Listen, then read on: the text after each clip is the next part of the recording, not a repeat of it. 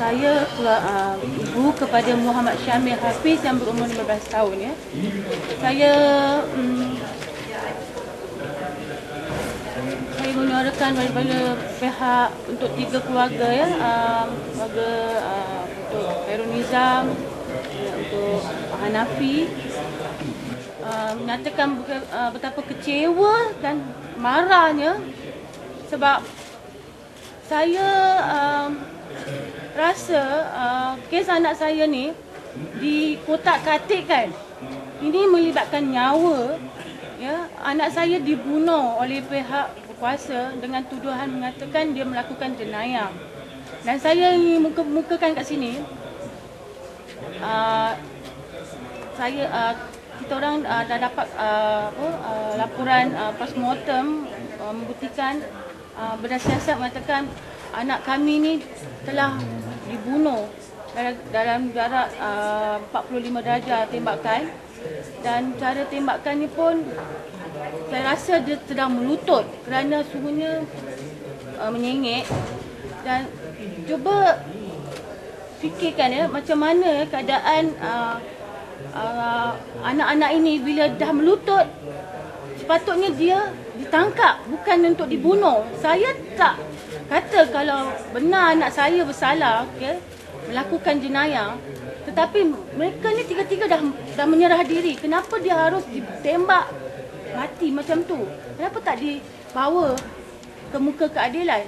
Dan saya sekarang ni tegas sangat, berharap sangat Kementerian Dalam Negeri lihat semula laporan bersiasat ketiga-tiga anak ni dan teliti semula apa sebenarnya yang berlaku pada ketiga-tiga ni. Mereka bukannya ditembak kerana menyerang, tetapi mereka ditembak di keadaan dia telah menyerah diri. Itu yang membuatkan saya terasa kecewa dan marah sangat. Saya macam mana pun mencabar pihak kerajaan mengambil tindakan sewajarnya buat untuk anak saya. Saya tak kira apa terjadi pun, saya minta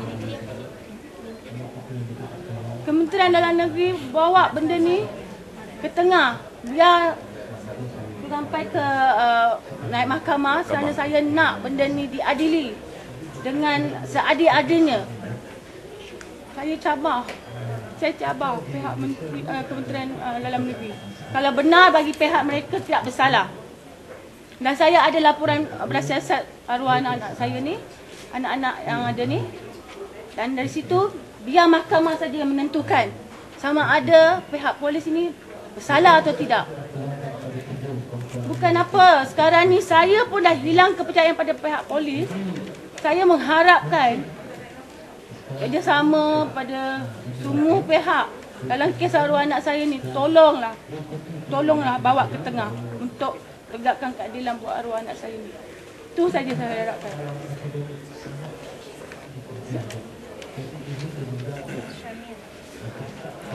Gimana? Cakap apa? Soalan saya kepada Menteri Dalam Negeri berbunyi seperti berikut. Saya minta Menteri Dalam Negeri menyatakan apakah hasil laporan berkenaan tembakan 3 remaja di Glenmarie, iaitu Syamil Hafiz Syafi, Muhammad Khairul Nizam Tua, Muhammad Hanafi Omar, serta apakah tindakan yang akan diambil terhadap mereka yang bertanggungjawab untuk kematian mereka.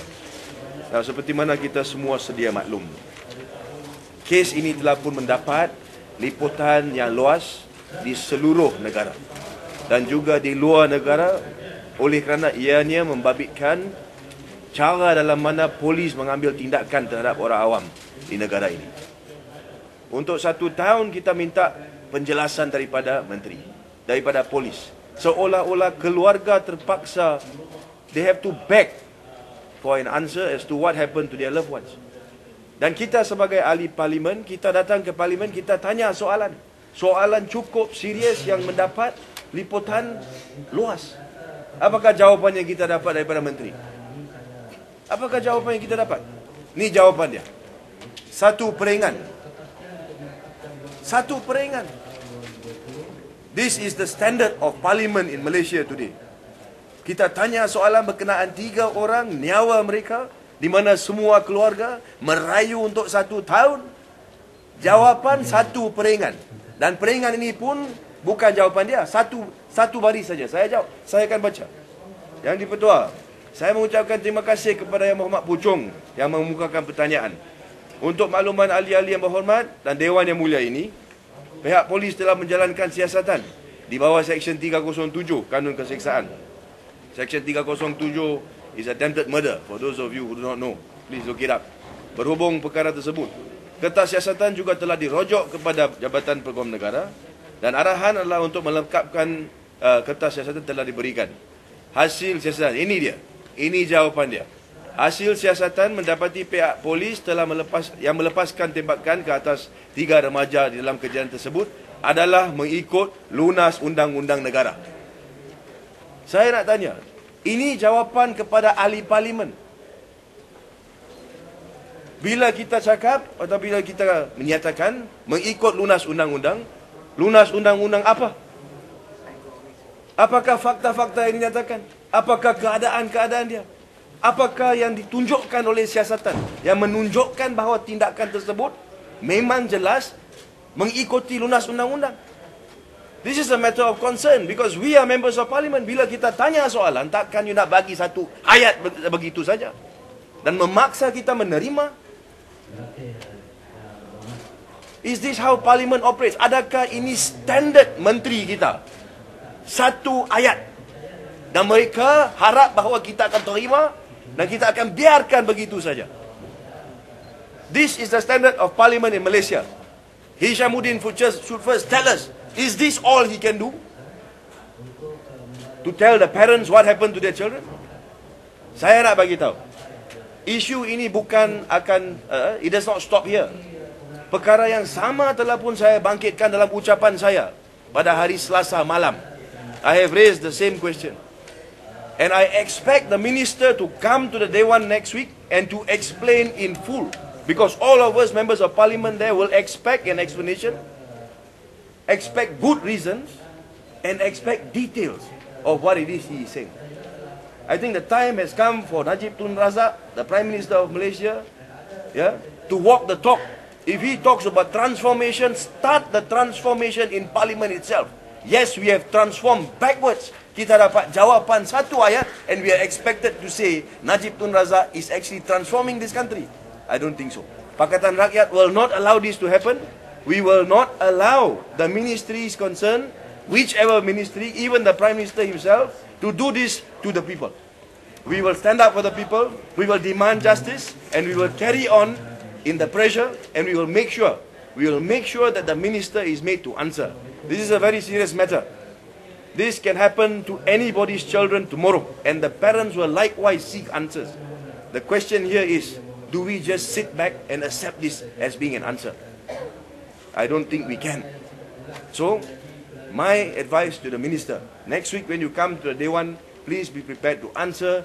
Please come with details, and please answer those questions so that the families will feel at rest that their queries have been answered.